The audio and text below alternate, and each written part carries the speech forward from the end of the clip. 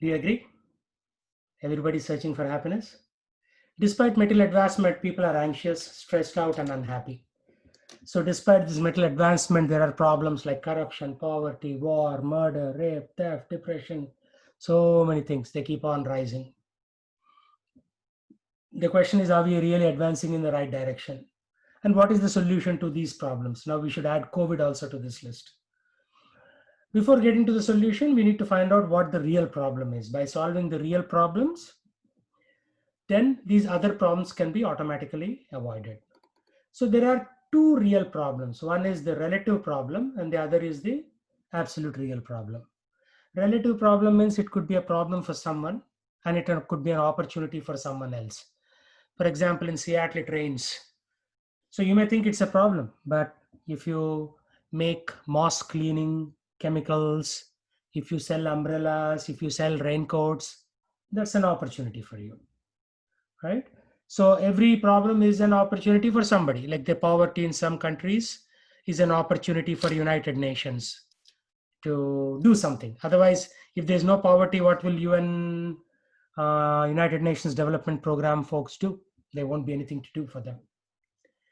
So toothache is a problem for a patient, but opportunity to make money for a dentist. In this way, one man's problem is other man's opportunity. So there is a definition of a real problem. What is a real problem? It should meet the following criteria. It should be common to all, whether it is in Seattle, Birmingham, Alabama, Birmingham, UK, Nairobi, Kenya, or Mumbai, India. It should be common to all. And nobody should want the problem and nobody can avoid it, right? So this is the definition of a real problem, not an absolute, or I'm sorry, not a relative problem. So how do we understand this? Are there any problems that come to mind which meet these three criteria?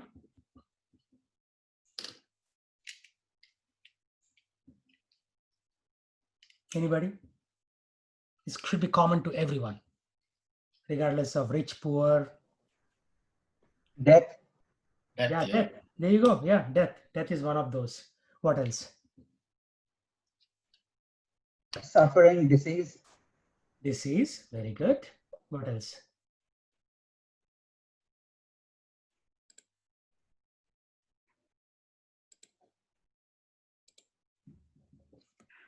Anything else comes to your mind? So disease, death, old age. Is old age a problem? Can anybody do anything about it? Whether in America, India, anywhere. And then the biggest problem is taking birth. If you take birth, all these other three things will follow. But then, do we have a choice whether we take birth or not?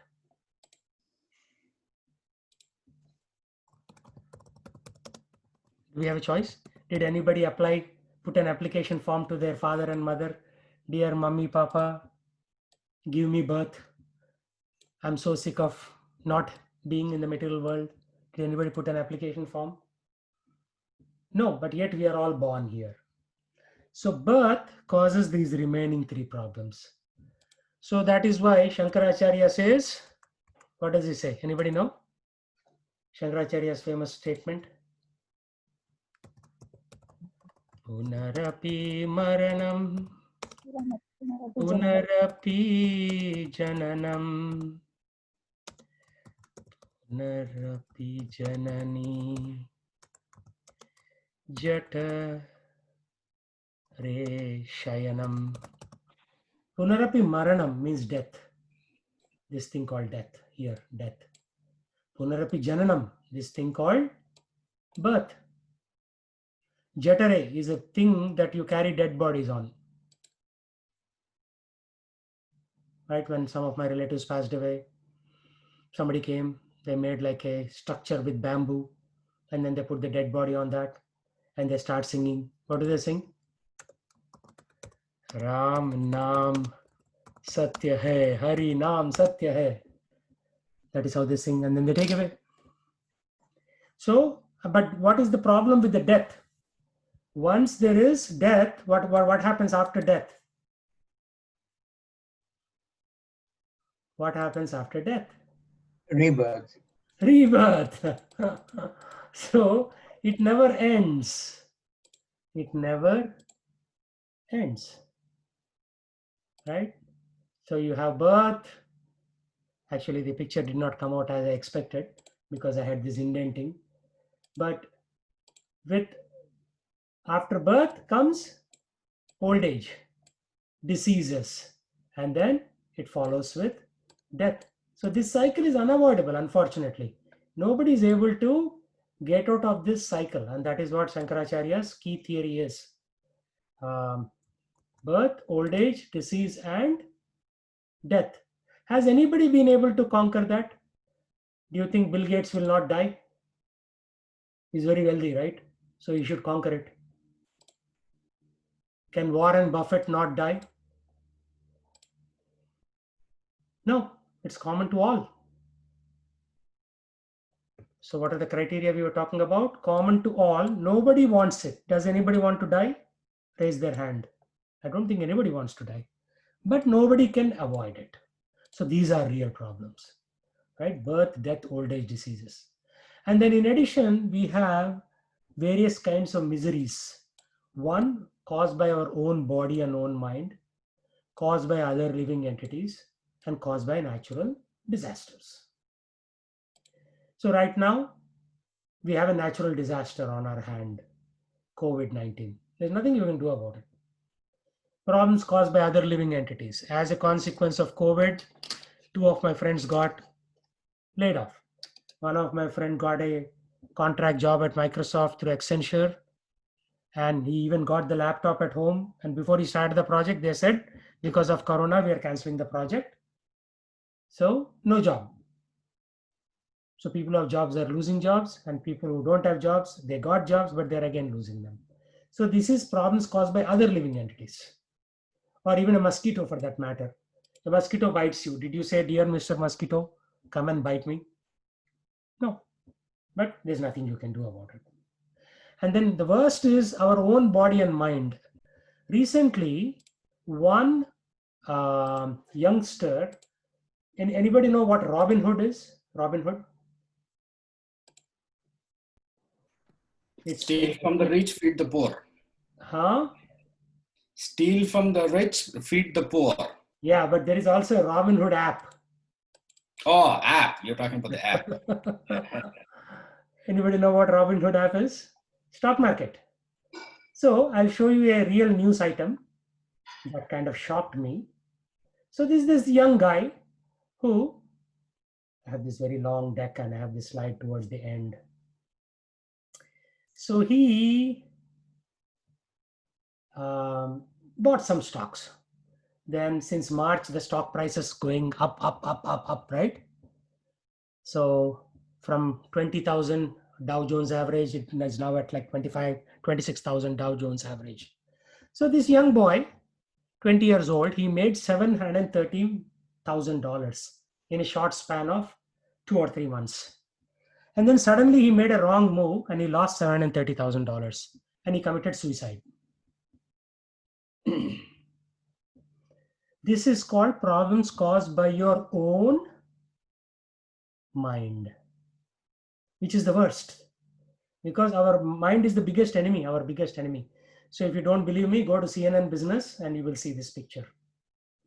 This only came like what, 4 or 5 days ago, July 14th. So what date is today? July 19th, right? So 4 days ago. So this guy killed himself. He made a lot of money. He could have easily retired with 730K because he's like a millennial. He doesn't have that kind of, Gen Z doesn't have that kind of expenditure. These guys can like live off of a backpack. But no, greed overtook him and he kept on investing and he lost all of it. So he couldn't take it anymore and he committed suicide. So this is the problem. This is the problem with the, where is my Word document? What happened to my Word document? Oh, here it is, PDF. Yeah, so problems caused by your own body and mind. So this is very important. Our mind and our body is our biggest enemy. For example, if your body has cancer, God forbid you don't have it, but people who have it, I've seen them die. What can you do? You please keep on causing you problem after problem. So there is nothing you can do about it. So these are real problems. So we should not worry about solving problem. Like if somebody is poor, right? Work hard, you make money, you get rich. If somebody is in India, wants to be an American, I was in India at one point, now I'm an American citizen with a passport. And with federal government cleared check also. I have a background check done by the feds. So I'm an American and a very important American because feds cleared my background. So you can solve that. You can solve poverty, you can solve nationality. Muhammad Ali was a Christian, but then he became a Muslim. You know Muhammad Ali, the boxer. So you can change your religion, you can change your financial state, you can change your nationality, but you cannot get out of these four problems: birth, death, old age, and disease. So the purpose of human life is to do something that animals don't do. What is the commonality between animals and human beings? Eating, sleeping, mating, and defending. So in Sanskrit, there is a shloka which says, Ahara nidra bhayamaytunam cha samanya etat pashubir naranam dharmo hi eko adhika vishesho dharmahina pashubir samanam. So dharmahina, without dharma, we are no better than animals. Pashubir samanam. Ahara nidra. Ahara means eating. Nidra means sleeping. Bhaya means defending, fearing. And maithunam means sex, mating. Why do you do mating? So that we can preserve our race. So we'll propagate our next generation, right? So human beings are still on the planet because they're having kids. So that the next generation comes in, and so on. So these four things even animals do. Like, we used to have a puppy in our home when I was a child, a Pomeranian dog called Rani. And then every year or every 2 years, she would give like 5-6 pups. So it would eat, it would sleep, it would give pups, and it would defend. If a bigger dog comes, it'll try to protect itself. If the dog is too huge, then it'll run away. That's called defending. So what do we do in the modern life? We defend with our iPads on stock market. We are defending every day, trying to protect our job from getting laid off, or some other smart dude comes and tries to displace us as work. There's always this competition going on at job, right? So there's always somebody trying to displace you and take over your position. So we are all defending. We are mating.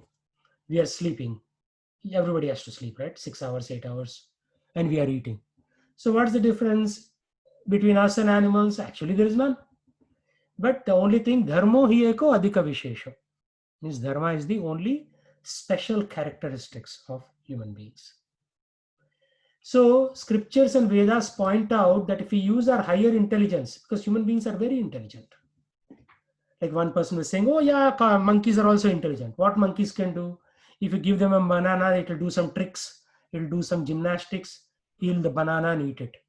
But can it solve the problem of life and death? No. A monkey cannot do a Bhagavad Gita class like this. They cannot sit and understand what is the goal of life. Right? They'll do certain things. And one lady was telling me, she was saying, I would rather be a bird in my next life so that I don't have to worry about all these, things, working, taking care of kids. So she's actually thinking of becoming a bird in her next life. But that's also pretty foolish. Some guy with a double barrel gun, he'll be doing some, target practice, and suddenly he'll see a bird flying above. He will lift his gun and he will try to shoot the bird down. So it's not like animal life is any easier than human life. So this is the challenge. This is the challenge. So we have to do something better than animals. So human beings who do not follow specific rules and regulations are called Dvipada Pashu, means two-legged animals. Animals have 4 legs, or centipedes have 100 legs, and we have 2 legs, Dvipada Pashu. Shastra actually says this, sorry to say this, but we are two-legged animals. So the purpose of human life is to inquire about who am I? First question is who am I? Why am I in this material world? Why am I forced to take birth, get disease, get old, die, and again take birth, and again get disease?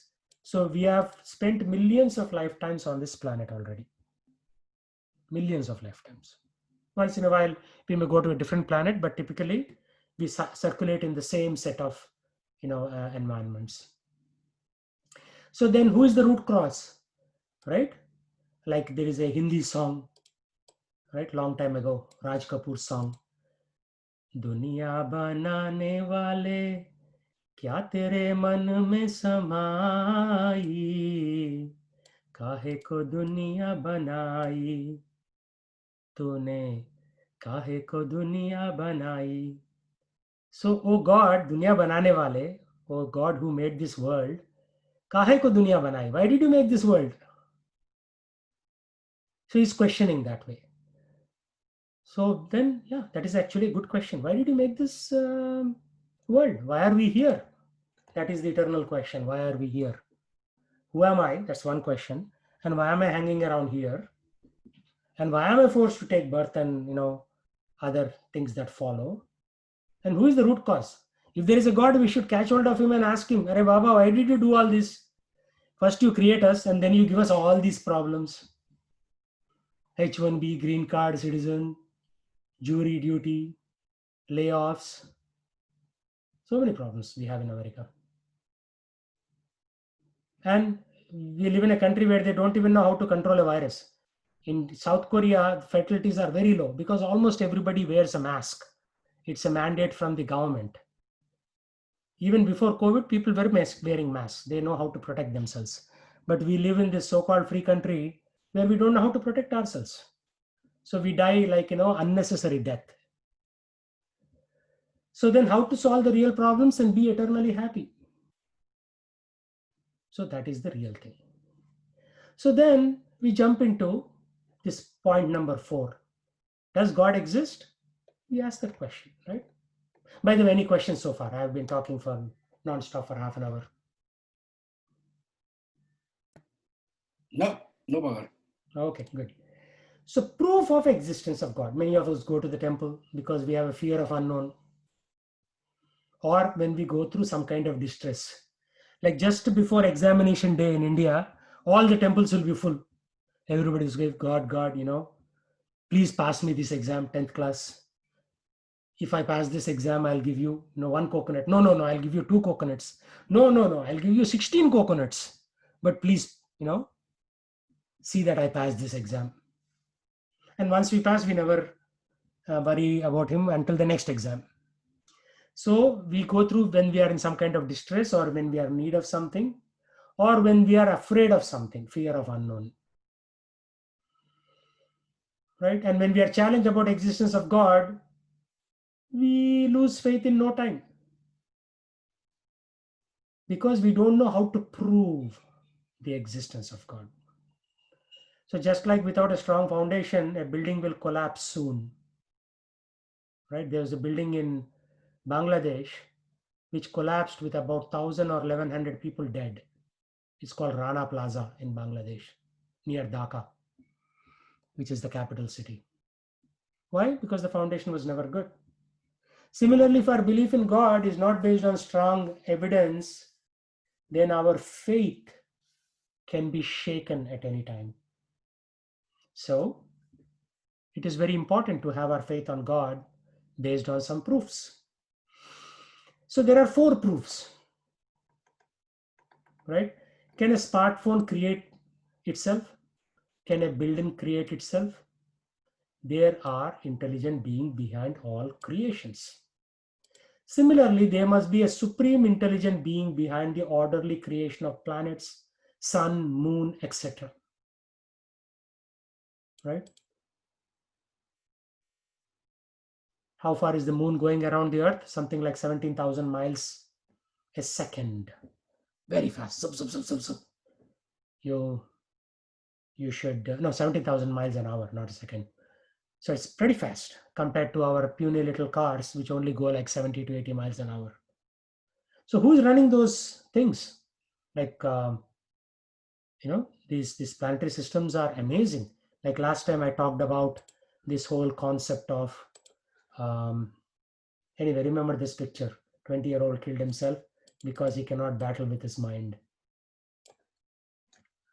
So as I covered last time and last time,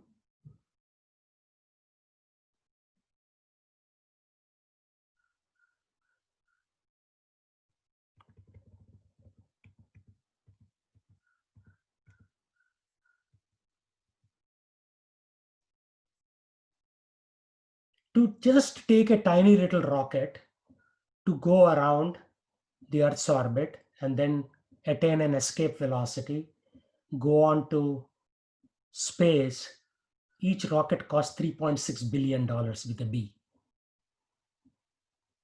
But then how come all the planets and the sun and the earth are going around? So somebody's running the show. So therefore, creation implies a creator. Because we see creation, a creator should exist. Second thing, laws imply a lawmaker. For example, on East Lake Sammamish in Seattle, in Sammamish area where I live, speed limit is 35. But once you go to highway, speed limit is 60. And then once you leave the city, speed limit is 75. How come? Because there are laws. Sammamish decided it is a residential area, so speed limit is 35. Highway within the city, speed limit is 60. And highway outside the city, speed limit is 75. So are these laws automatically getting made? No, there is a human being behind them. Apples are coming from apple tree, not from orange trees. So there are some laws that Baba, you are an apple tree, you only give apples. You cannot give oranges. The apple tree cannot say, no, I don't feel like giving apples today, I'll give oranges today. That's not possible. Similarly, you see this gigantic manifestation. There are universal laws. There are laws of thermodynamics. There are laws of physics. F is equal to ma. Force is equal to mass into acceleration. F is ma in Seattle. F is ma in Dallas. F is ma in Atlanta. F is ma in Bombay. F is ma in Paris. It's not like suddenly F becomes m square a in Paris. So there are laws, which means there must be a lawmaker who made these laws. So we have two arguments. Creation implies a creator. Laws imply a lawmaker. Then design implies a designer, right? Like if you come to Seattle area and you go on a boat, sometimes you'll see orca whales. And they have beautifully aerodynamic bodies on which we create the Boeing 737 body or 747 body. So it's not like somebody looked at the 737 body and then decided to create a seal or a whale. It's the other way around. We learn these techniques from nature. So there is very beautiful design in the creation. Beautiful design. A rose flower. How many petals are there in a rose flower? At least 100 petals of a good sized rose. Who put all those petals one next to each other? Such a wonderful creation. Right? It's a wonderful design. So if you create a design like Cartier watch, you spend $10,000 to buy a Cartier watch in Switzerland or in Paris. So if somebody said, hey, where did you get that watch from? Oh, I just found it on the road. Somebody must have created it, right? No, it just suddenly happened to fall from the sky. Cartier watch, $10,000. People will say you are crazy if you say that, right? So you need a very strong team in Cartier company, maybe 2,000 people designing various aspects of that watch before you can buy that watch, which rarely loses a second, right? That's why you pay so much money to them, because they are very precise in their time. And once in a while, you have to align with the atomic clock in Denver, Colorado. But still, the point remains that there's a lot of design that goes in. So just like this universe is designed in such an immaculate manner, design implies a designer. And for every urge, there is a fulfillment, right? If there is water, if there is thirst, there must be water to fulfill it, right? If you have the need to have sex, there must be an opposite gender, and more increasingly in America and other parts of the world, it's the same gender. There's somebody available to mate with. Of course, mating with the same gender is foolishness because you cannot produce babies. So that itself is a useless activity. So similarly, everyone, even in the most primitive societies, has an urge to worship or adore someone. So there must be an object of adoration. Because we are adoring someone, there must be an object of adoration, and that object is called God. So we are proving God. So what are the various arguments? Creation implies a creator. Laws imply a lawmaker. Design implies a designer. And for every urge, there is a fulfillment. There is a fifth one, which is not there on this doc. Nothing orderly happens by chance. So one day, Newton was in his home. And he created a model of the solar system. So one of his friends, professor, Newton was a university professor or some kind of teacher. His colleague came and said, hey, this solar model looks very exciting. Who created this? And Newton said it happened by chance. The professor said, no, somebody must have created, your graduate research assistant must have created, or you must have paid some intern to do it. Newton said, no way, this all came by chance. And then that professor started laughing. How can this come by chance? Then Newton said, when you guys say that the universe came by Big Bang through chance, why can't my model of the solar system come by chance? So the professor understood that this whole chance theory and Big Bang theory is nonsense. Suppose if you do a Big Bang, you put some potatoes in a rice cooker in your kitchen, and then you forget, you put weight on the top, you forget and go to Walmart, and by the time you come back, there is a big bang in your kitchen. Your rice pressure cooker is broken into two pieces, and there is dirt all over the walls. Did it create a new solar system because of the Big Bang? No, bangs don't create, bangs destroy. Right? So this is also one other thing. Nothing orderly happens by chance. Something disorderly can happen by chance. Just like, in chaos theory, you say due to a set of conditions, chaos can happen. Just like when George Floyd was killed, there was a lot of chaos in America. So that chaos was instigated just by one simple event. So you can create disorder. But to create order, it takes a lot of expenditure. It takes a lot of energy. Right? So therefore, nothing orderly happens by chance. That's the fifth argument for existence of God. So we just prove that God exists. Without God, no order exists in this world. So let me pause there for any thoughts.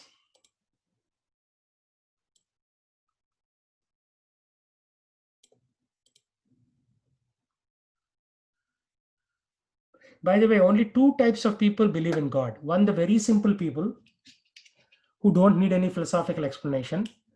And on the other end of the spectrum, very sophisticated people understand who God is. For example, Einstein and Newton were very God-fearing people.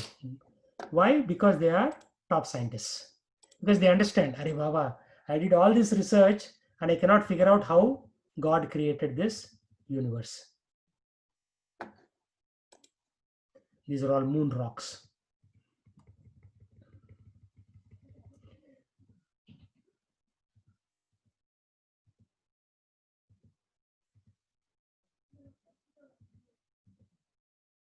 Okay. So Raj, can you read this? Yep.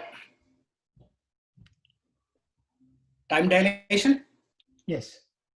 Time dilation is a difference in the elapsed time measured by two clocks, either due to them having a velocity relative to each other or by there being a gravitational potential difference between their locations.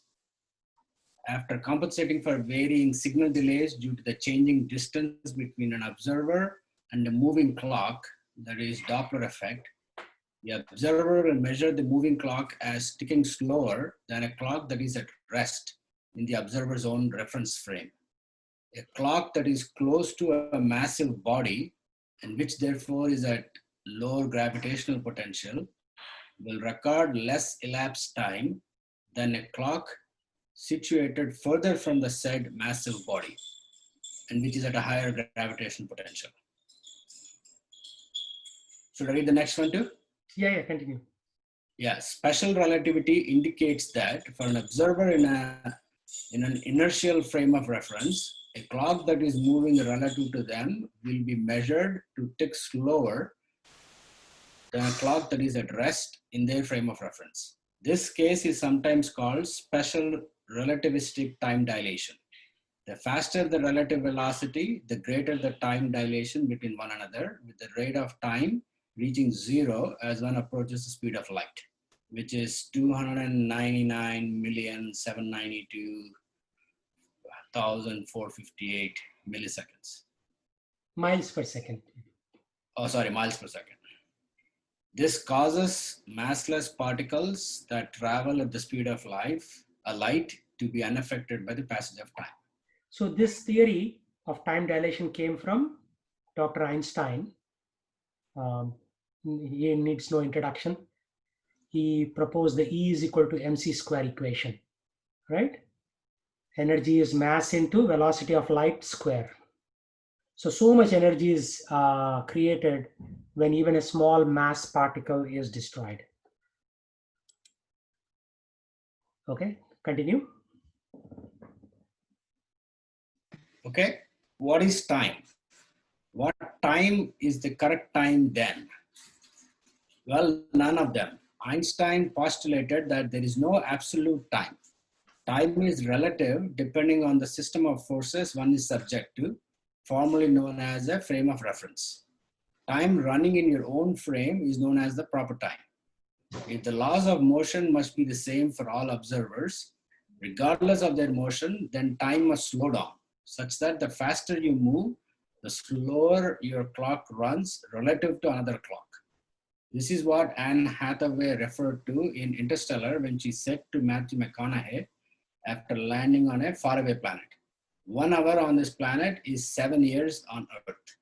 Yeah, so the same thing is said in Vedas 5,000 years ago, that time in higher planetary systems like Satyaloka, Tapaloka, Janaloka is slower than time on Earth.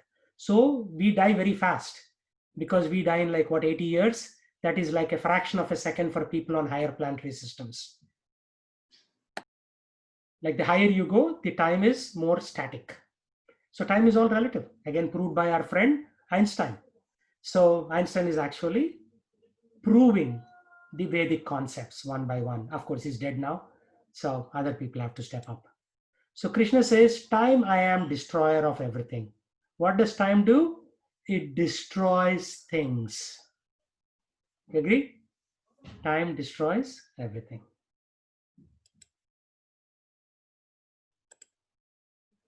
Okay, Kusuma, can you read this? She couldn't join today, Babar. Oh, why? She has something that she's working on right now. Okay, that's fine. So, Prabhuji, quick question. So, if time is actually faster in higher planets, time is slower in higher planets. Slower in higher planets, then yeah. So here our 100 years could be a second for them. Right. So the mass is then different for them, like the body mass. I don't know. I have not been there, but it is said that the time is definitely slower. The body mass, like some people like Narada Muni don't have body mass, and therefore they can go in a fraction of a second from one part of the universe to the other part of the universe. Yeah, that's what So in the last sentence, it says when the massless particles only they can travel at the speed of light. Yeah. Then they are not affected by passage of time. Yeah. So these are very special people. So their body mass is zero. I mean, almost zero. So they travel at the speed of lights between planetary systems. So when people they take like the satellites to go to other planets, like human, of course nobody has gone, but when they talk about these manned missions, the mass is going to be the same, right, Prabhuji? Then Yeah, that's why mechanically you cannot go to higher planetary systems. People okay. have gone to International Space Station, which is only 280 something miles from the Earth. So you can go to International Space Station. It's called low Earth orbit, and I covered this actually last time, but I cover it again. So there are some low Earth orbits where you can.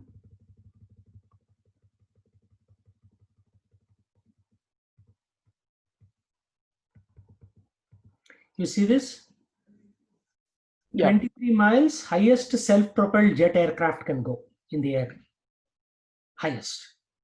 Like normally your commercial aircraft is at a much lower level. And then 62 miles is called the Kármán line, where there is no more atmosphere. And then 211 miles, according to this scientist, is the International Space Station. This is how far human beings have gone. Because they cannot go there. The pressures on their body will be substantial once they go higher than that. So they claim that they have gone to a moon, but there's a lot of doubt that they may have not have gone to the moon. Okay. And then GPS satellites, like when you go in your car and you do some directions in your automobile, that is those satellites are at 12,645 miles. According to this analyst, right? They could be plus or minus 100, you could say.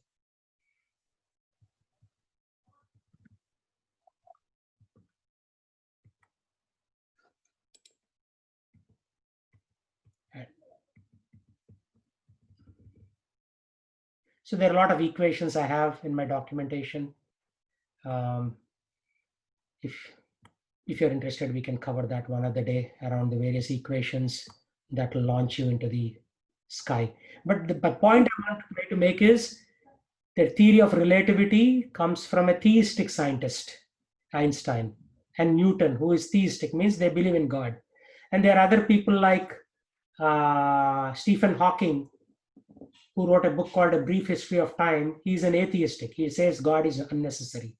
Initially, like when he was young in his 20s, he believed in God, and later on he said God is unnecessary. I can prove everything through my equations. And he gives very long equations which nobody understands. So therefore they say maybe he's right. Like if you want to fool somebody, right, you have to give very long equations which they will never understand.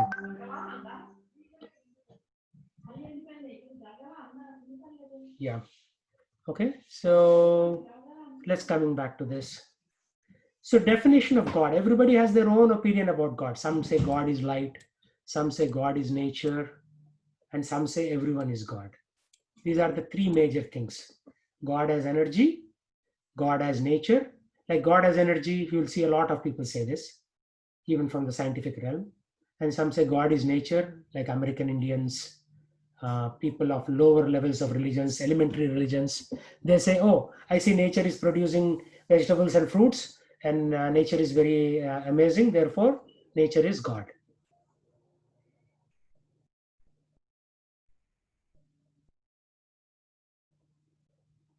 So the nature of God, according to scriptures, is He is the supreme source or creator of everything.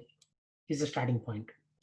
He is the supreme controller, supreme proprietor, and supreme enjoyer. Let's start from here. Suppose if you eat 25 rasgullas or 25 vadas, what will happen to you? Can you enjoy the food anymore?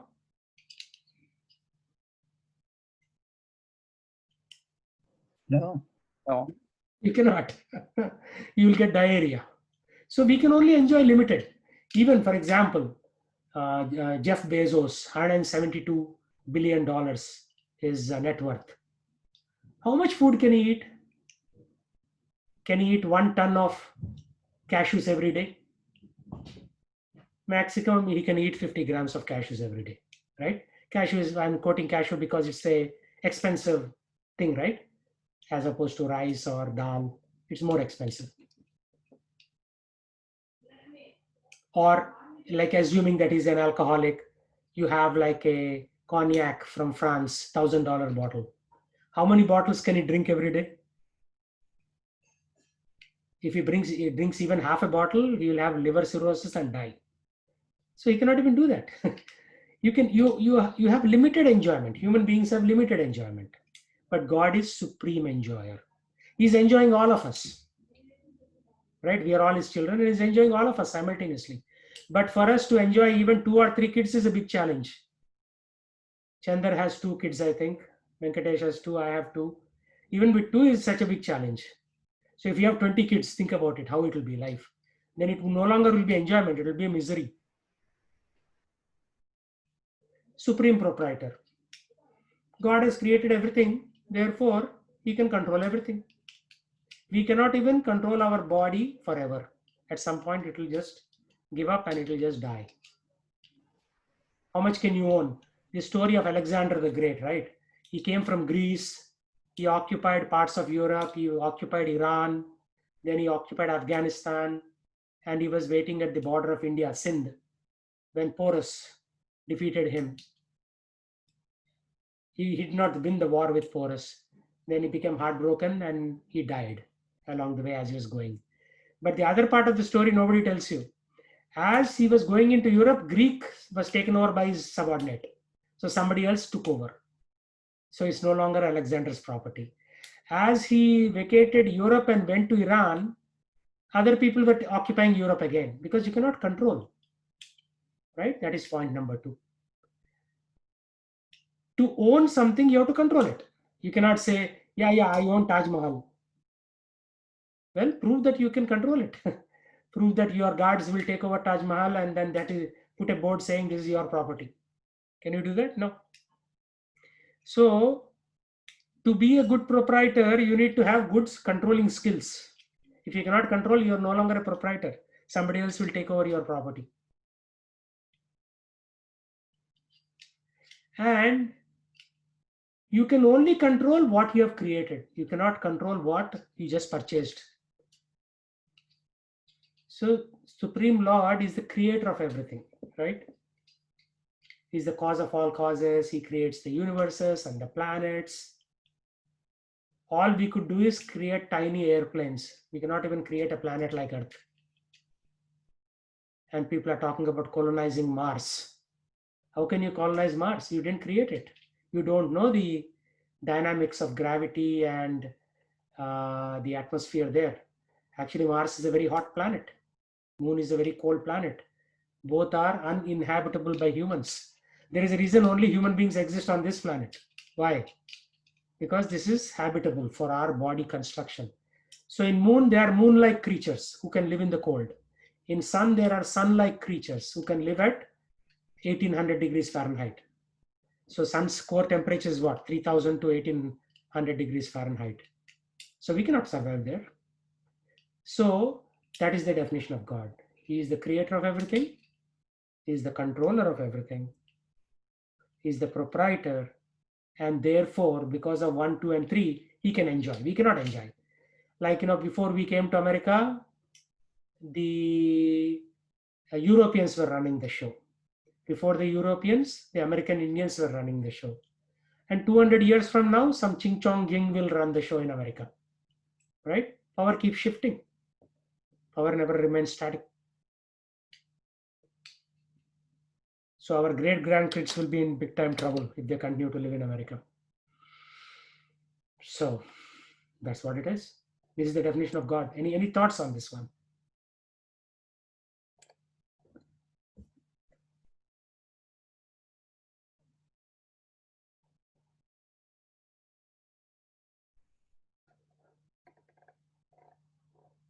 So then, if someone claims he is God, he must meet the above definition.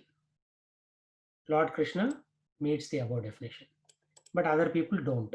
A lot of times people will claim that I am God or my guru is God. No, nobody is God. God is God and everybody else is his servant or his subordinate. So what does a inferior do to the superior? He pays respects. Same thing. So the Supreme Lord is superior to us, so we pay respects. He's not asking for a lot. He's saying, you pay me respects, you always think of me, you worship me, whatever you have, you offer unto me. And then in this way, at end of life, you will come to me. Come to me means liberation. We will get liberated if we follow God's instructions. If we don't follow, he won't really trouble us. He'll just say, eating, sleeping, mating, defending, common to animals and humans. So you also take birth again, sometimes in the body of an animal or a tree or a plant, sometimes in the body of a devata or a demigod. So he doesn't complain actually. He says, okay, you take birth again. According to your karma, you will enjoy or suffer. He doesn't interfere actually. He's aloof. I was reading the Bhagavad Gita the other day. In one of the places it said, Krishna is aloof from his creations. Just like, for example, if you write a program, C++ program, initially for the first 2 or 3 days, you are looking at your own code and thinking, I'm such a great programmer. I wrote such a beautiful piece of code. But 10 years later, you're not looking at the code every day and saying, I'm such a great programmer, right? You would have moved on. Same thing. The Lord, after creation, he's aloof. He doesn't worry on a day-to-day basis. But you are still there, impacted by your own karma.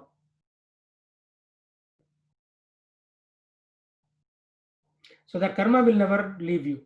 So as long as I perform activity, that karma will chase me. So that is why taking shelter of the Lord becomes very important.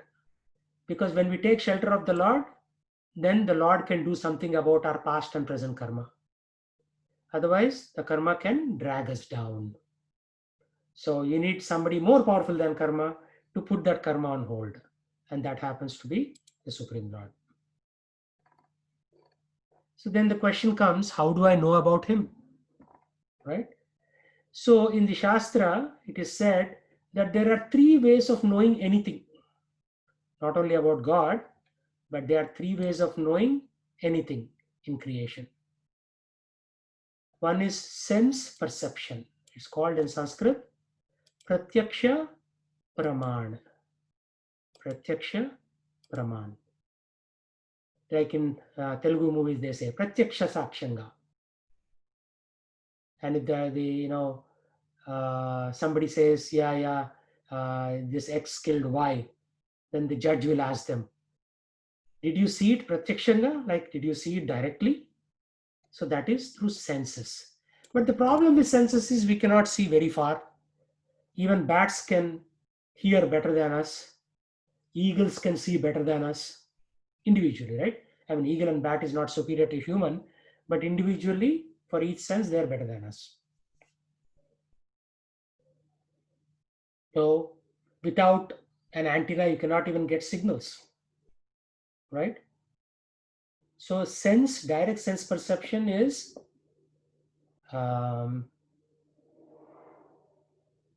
not very useful in understanding God, right? And Earth also curves. In case you know, Earth is round. So every 381 miles, it curves to a certain extent that you cannot see. The Earth has already dipped down. Once in a while, you see a mountain. Because mountain is high, you think, I can see very far. But actually, because of the curvature of Earth, you cannot see very far. Do you know what's happening in Dubai right now? No, because you cannot see that far. So therefore, sense perception is not considered very attractive. But here, Prabhuji, the sense perception, they're talking in a direct sense, actually, because because through the eyes only we're able to read books and we can gain the wisdom or the jnana. But I didn't say that, right? I'm saying exclusively Seeing the eyes is not possible. So that thing comes from the third. This third is hearing from authority or Shabda Praman. Reading books means you are accepting some authority, saying that this fellow is smarter than me, let me read the book. But that's also through the eyes only, right? That's Yeah. sense perception only. Right. But that is through authority. So how do you know Krishna existed? You are hearing from authority. Vyasadeva wrote the Vedas and Mahabharata, and Bhagavad Gita as a part of the Mahabharata. You read the Bhagavad Gita and you believe Vyasadeva. So you are actually following authority there more than your senses of reading. First one is direct sense perception. Okay? Okay. Yeah. Second is called mental speculation. So this is called Anuman, means estimation, forecasting. So somebody will like look at a pattern of 3 things in a sequence and he'll forecast the 4th thing. That's how all the great forecasting people said, yeah, American economy is on schedule to have a 4% growth in 2020. What happened? But one more thing, Prabhuji, before that, the sense perception regarding that thing. We always say that we want to see the vision of God, like we want to get the vision of God. Yeah, but It vision of God is means, not through your eyes. You never directly see Lord through your eyes. So Shastra through says, our mind, then through our mind. no, you hear God. You hear. You don't see Him. Oh, okay. Or you see Him internally as Paramatma in your heart.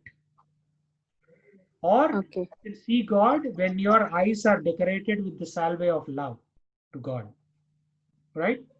So you can see through love rather than see through direct eyes. Premanjana churita bhakti vilochanena santa sadaiva hridayeshu vilokayanti yam shama sundaram achintya gunaswarupam govindamadi purusham tamaham bhajami. So prema anjana churita. So your eyes should be decorated with love, not with some ointment. Okay. Santa sadaiva. Sadaiva means always. What are the santas? Means saints. Santa sadaiva hridayeshu vilokayanti. They are seeing the Lord in the hridaya. Hridaya means heart. Yam shama sundaram achintya gunaswarupam. Achintya means inconceivable. You cannot conceive of God through your 5 senses. He is beyond your 5 senses. So how can you conceive? You cannot even conceive of what's happening in Wuhan right now. How can you conceive of the Supreme Lord who is in the spiritual world? Not possible. Govindam Adipurusham. He is the first person. Govinda, Krishna is the first person. We are all his great to the power of infinity grandkids. We are all in his family actually. We are all called Vasudhaivaka Kutumbakam. We are all children of Krishna. Great grandchildren of Krishna. It's not like we came from monkeys, like Darwin says. How can monkey produce human being? No. Monkeys are still there on the planet. Single-celled amoeba is still there. Human beings are also coexisting. All species coexist. It's not like one species became the other species. And maybe Darwin has a monkey in his family, but none of us have monkeys in our family. We are all Krishna's family.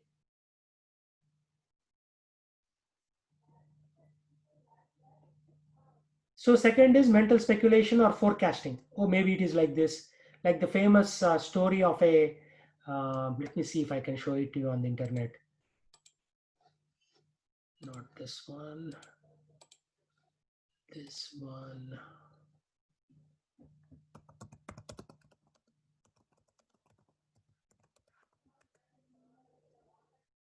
So there is this famous story.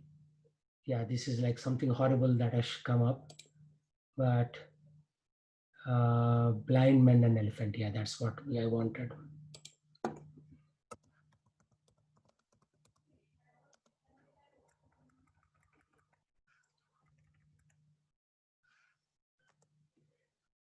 This is actually originally from India, but people attribute it to China just like anything else, right? Because when Chinese came, they take it from India and then they market it as their own, right? So each one of these individuals is touching a different part of an elephant. They are blindfolded or blind men. And one person is touching this and saying, oh, this is like a very strong metal trumpet. One person is touching this part and saying, this is the very thick latest rubber, hose. One person is touching this part of the whatever structure it is, and is saying this is like a rope. One person is touching this part of the structure and is saying this is a wall, but the wall feels very squishy. It is soft. So this is Anuman Praman. What happens is different people are touching different part of the body and they are coming to different conclusions. Is that correct? Is it a rope? Is it a wall? Is it a hose? Is it a trumpet? What do you think?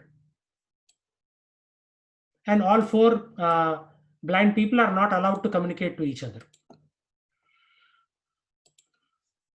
What is it?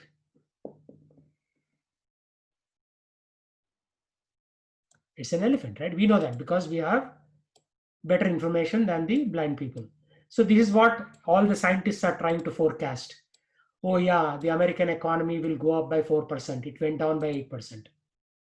Because nobody forecasted COVID. How do you know? You don't.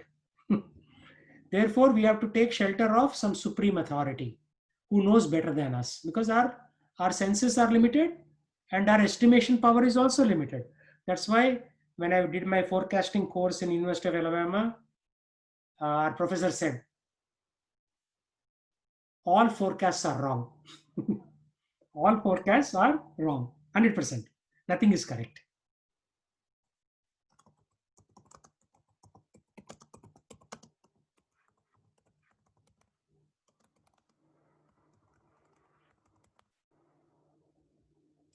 So therefore, this form is not very intelligent either. Mental speculation, Anuman Praman. That's why we find so many philosophies. Everybody is creating their own philosophies. How many religions are there in the world?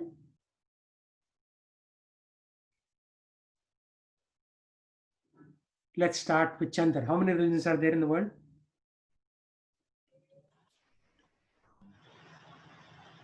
We have, we have like Hindu, Muslim, Christian, and then apart from that, we have other religions. Okay, give a number. I would say 10. Okay. Raj, how many religions are there in the world? Probably 70, 60, 70. 60, 70. Venkatesh, how many? Yeah, about the same. Okay, Rajya Lakshmi. Around the like same around 15, Keshav, how many are 15.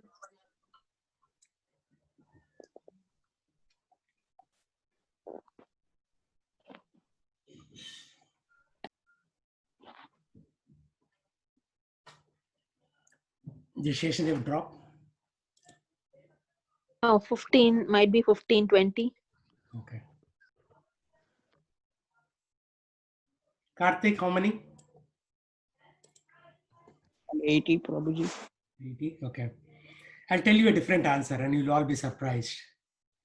There are close to 8 billion with a B religions on this planet. Why do you think I said that? 8 billion people, 8 billion religions. Yes, Yatamat Tatapat. Every fellow in his infinite intelligence is creating his own religion. Because of this Anuman Praman. Right? Like my brother is on the call. What he believes in and what I believe in are slightly different. Right? And what Chandar believes in, because of our background, our geographical, where we grew up, and even within Christianity, everybody has his own theory. Like one Christian was telling me, you don't have to do anything. You just say, I believe in Jesus, everything will be taken care of. I immediately said, I believe in Jesus. Good, thank you, sir.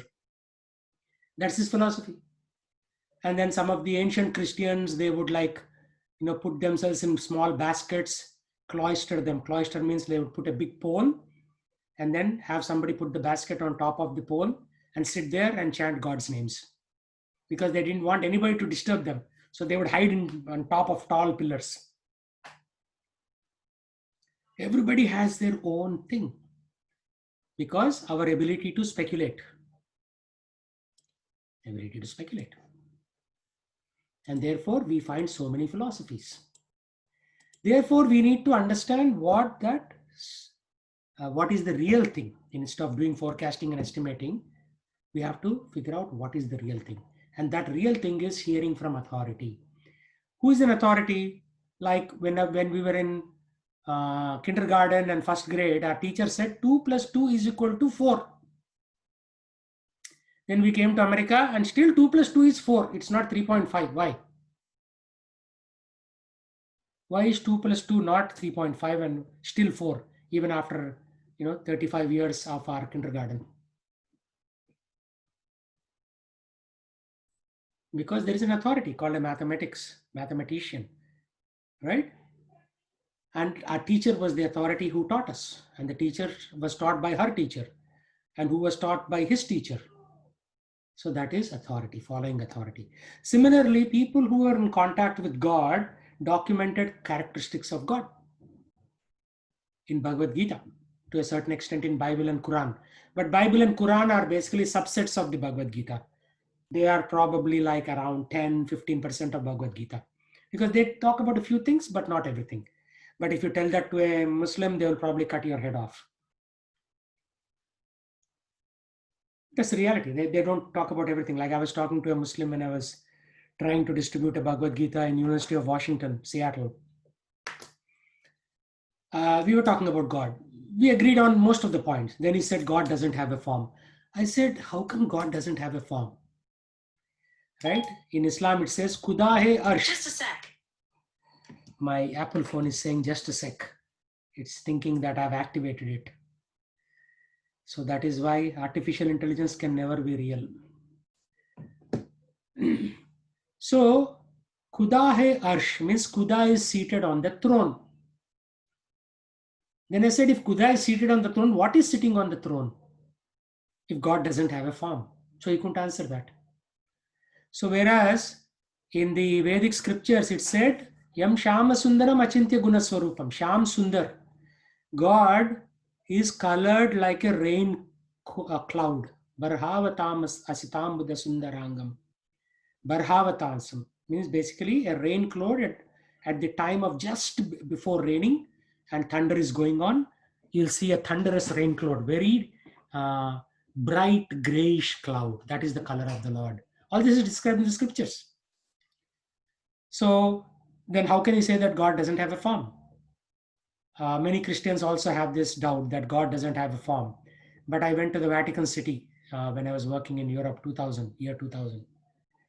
So there in the Sistine Chapel, there is a picture of God. There's a painting of God touching human being, like an old gentleman touching a young gentleman. Supposedly the old gentleman is God and the younger one is the humans. But of course, in the Brahma Samhita, it said, God is Nava Yavvanamcha, means he's always youthful. He never grows old. How can God grow old? The Christians have it wrong. They believe at least a personal form of God. Muslims believe in the energy form of God. That's why we said earlier, right? Is God an energy or a person? I said it somewhere here.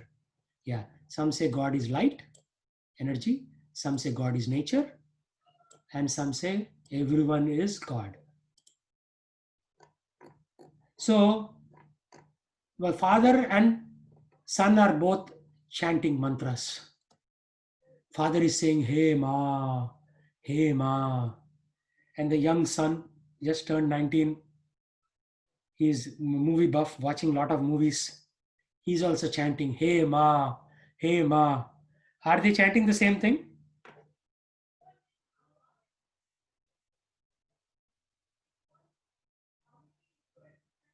Chandar, are they chanting the same thing? Yeah.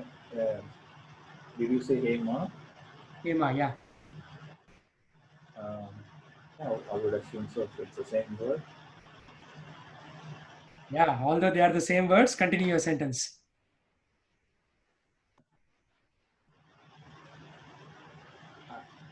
I'm thinking if it's the same word, but based on their thoughts, that could be different. Yes. The father is thinking of Ma Durga, hey Ma. Son is thinking of Hema Malini or his girlfriend called Hema. You see the difference? Yeah. So we need to understand what we are doing, right? Most of the people, they don't know what they are doing, right? Most of the people, they don't know. They just hedge. Only when the examination comes, they pray to God. Other times, they are not praying because they don't need Him anymore.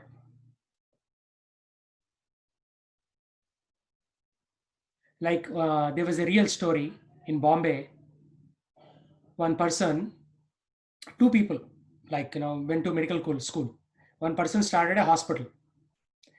This person, medical doctor, while in college, was a pakka atheist. Atheist means doesn't believe in God. And the other doctor was so somewhat believing in God, but not really. So this somewhat believer went to the inauguration of the new hospital by the atheist doctor, and there he saw one big tent with pujari doing all kinds of mantras. There is a fire sacrifice going on, yajna. And this fellow called the friend and said, "Arey, what's going on? I thought you are an atheist." So this fellow said, "See, I spent so many crores of rupees building this hospital. If there is somebody called God, let him also be satisfied so that his building doesn't fall down or something." So people are not really atheist, people are not really theist. They are just hedging. Hedging means playing safe. Arey, if there is somebody called God, let him be also satisfied here.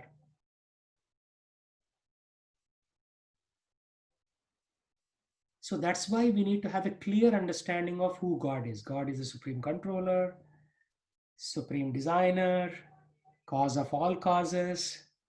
Nothing happens by chance. And where do we get this knowledge from? Here from authority, right? If you want to know about a cricket star, Sachin Tendulkar, right, you should learn from him. Why ask somebody else? Arey, what does Sachin Tendulkar like? Does he like gulab jamun or rasgulla?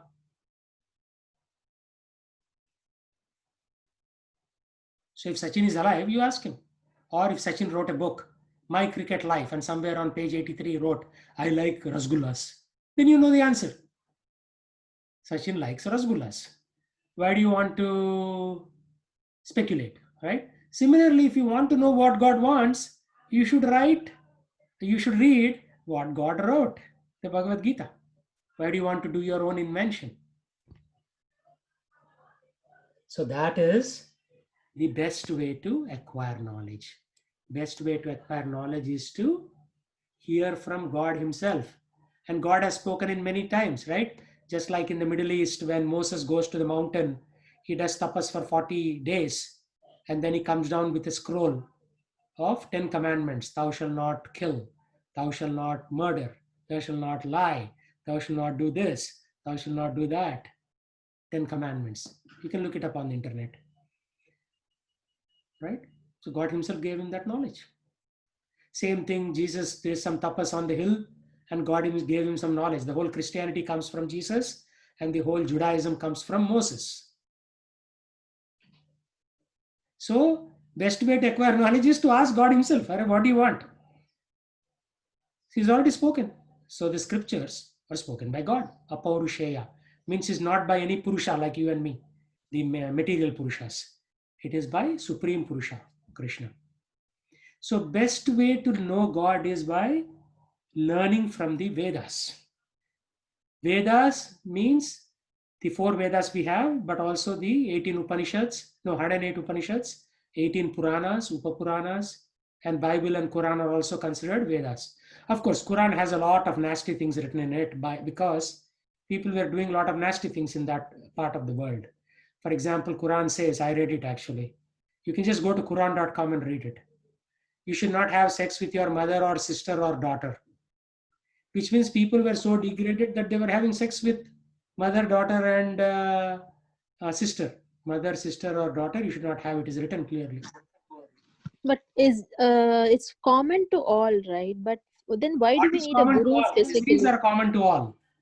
I didn't No, say for but common to why do all. we need No. a guru in the sense, like guru for a particular person, like a Some thing? particular region, geographical region. Like when Muhammad came, there was a lot of fighting in the Middle East. So he established a semblance of peace. And then people are doing all kinds of nonsense, like having sex with their sister and daughter and things like that. So he established certain amount of dharma. But he could not have said, or to do liberation, you have to do this. People will say, what is liberation? They won't even understand. They have to be taught basics there, right? So he taught basics. And when Jesus came, he was teaching carpenters and fishermen. So he could not have given advanced knowledge. Actually, Jesus says, and it is written in the Bible, there is so much more to tell you, but you won't understand yet. Whereas when Krishna was speaking to Arjuna, he was speaking to an advanced Vedic civilization already. So it is based on time, place, and circumstance. Desha, Kala, Patra. Desha means geography, Kala means time, Patra means the role or the situation. Desha, Kala, Patra. Anyway, most Indians don't know these things. I also didn't know till I started learning from the Bhagavad Gita. But most of the credit, actually all of the credit, goes to Srila Prabhupada, Swami Prabhupada, who established ISKCON for dissemination of the knowledge, right? This knowledge has to be disseminated. It is not natural, right? So I started putting together this 4-quadrant model, just like McKinsey consultants.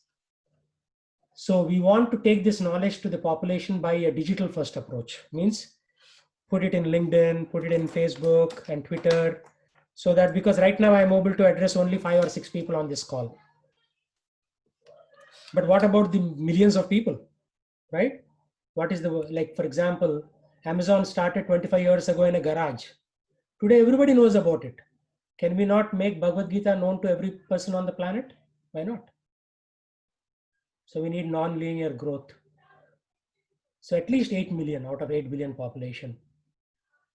We need to make them favorable to this concept through multi-channel journey, like online, physical, home. Wherever they go, they should hear about Krishna and about their relationship to God. So I don't know where this is going, but that is my mission, right? So right now, only like sannyasis are preaching, brahmacharis are teaching, grihasthas like me are coaching other people. We are in the top right-hand quadrant.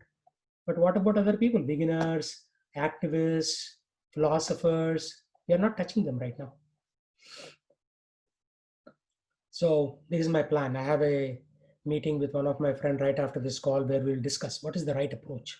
So Seshdev, what do you think? How can we achieve, like, Krishna says, Manushyanam sahasreshu kaschid yatati siddhaye. He says 1 in 1,000 will take this up. Usually the educated population. World billion population is 8 billion. Divide by 1,000, 8 million people will take this up, according to Krishna. Currently, we have 1 million devotees worldwide. How to reach remaining 7 million people? That is my goal. It's broadcasting, Prabhuji.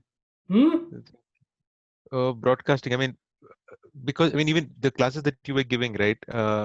I was here for the last 1 year. I got to know that you are taking these classes only probably 3-4 months ago.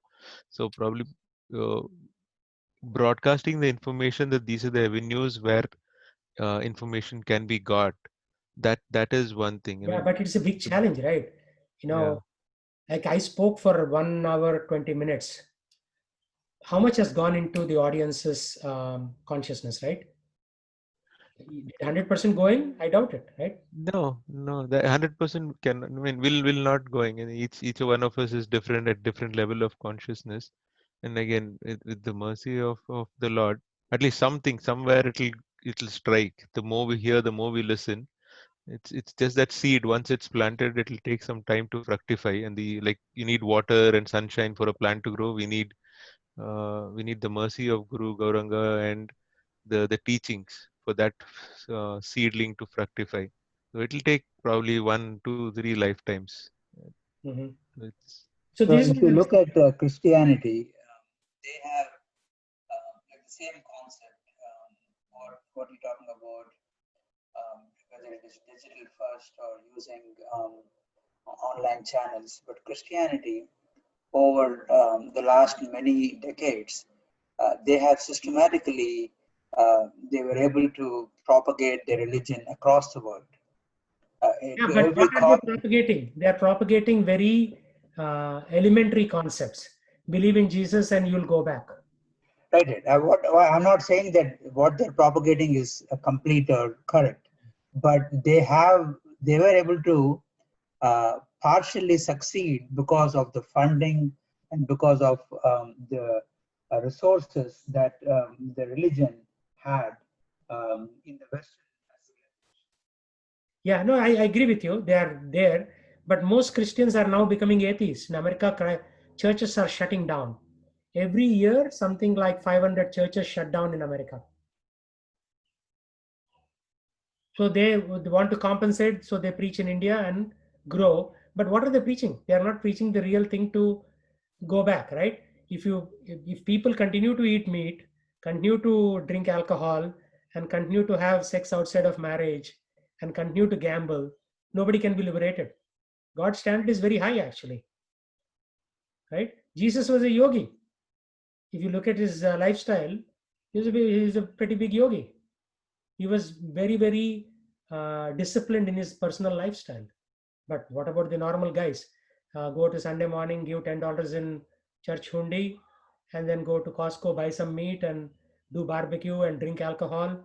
That's not possible to get elevated, actually, because this is a very complex process. It is not a simple process. So, if we can propagate information very easily if it fits on one tweet, like 3 lines on Twitter. But the philosophy is much more complex. It won't fit in 3 lines of tweeting. Prabhuji, are you also doing blog posts? Yeah, I write many articles in my LinkedIn, which some people, 1 or 2 people will say, yes, I like, but no, that's not sufficient. But no, like an actual blog site. Do we have anything like that? No, I Are don't you- have an actual blog site. I just use the LinkedIn articles forum. Yeah.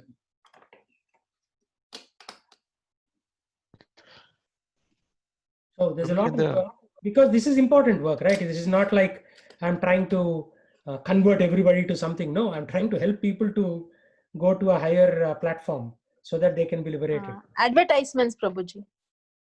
Advertisement doesn't work. Have you ever seen a religious advertisement work? No. Well, in a way, yes. I mean, what I'm doing is also advertising to you, encouraging you to take this process up, so that if you take it up, then you can help other people, right?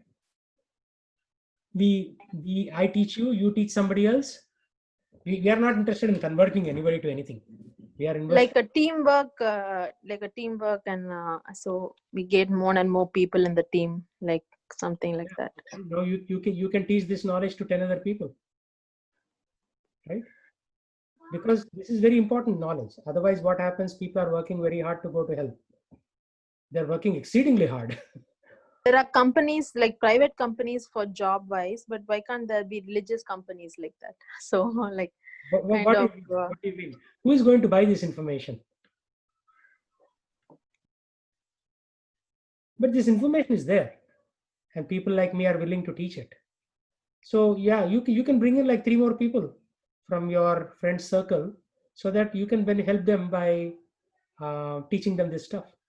I mean, you are not directly teaching. I'll be teaching, but at least you're bringing your friends and relatives. sure, Prabhuji, I'll try. I'll bring it. So it is. Try. See, somebody brought me. That's why I learned all this. I had no knowledge, right? But now I have decent amount of knowledge, and I'm trying to help other people. So you should do the same. You can learn and then help other people. This way, you pass it on, pass it forward.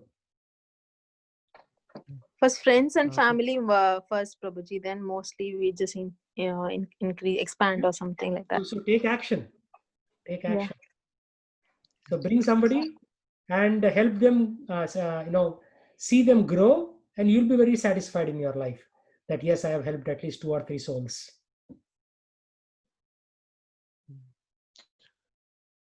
Prabhuji, would it make sense to, on the Vedic cultural side, to have the list of classes, what times, where it's happening? I mean, if people who are close to some are maybe might go prefer. I mean, now it's all virtual, but I'm seeing. I Yeah, just looked and at the how many site. There is times more. have you gone to website and proactively done that, right? It's usually word of mouth. Like, I worked in marketing profession for some years. Best marketing is word of mouth. How did Microsoft grow? Word of mouth. Somebody said, hey, did you try that word? You can actually type it, you can save it. Previously, people were using typewriters, right? So word of mouth is the most effective. Like if you bring in your close friends of 5 people, that is the most effective. Just like Karthik invited Chandar, and Chandar is regularly joining. Right, Chandar? Yeah, Prabhuji. And I did try, I sent invite to few people and I did Yeah. that. This is very important knowledge. We spend so much time.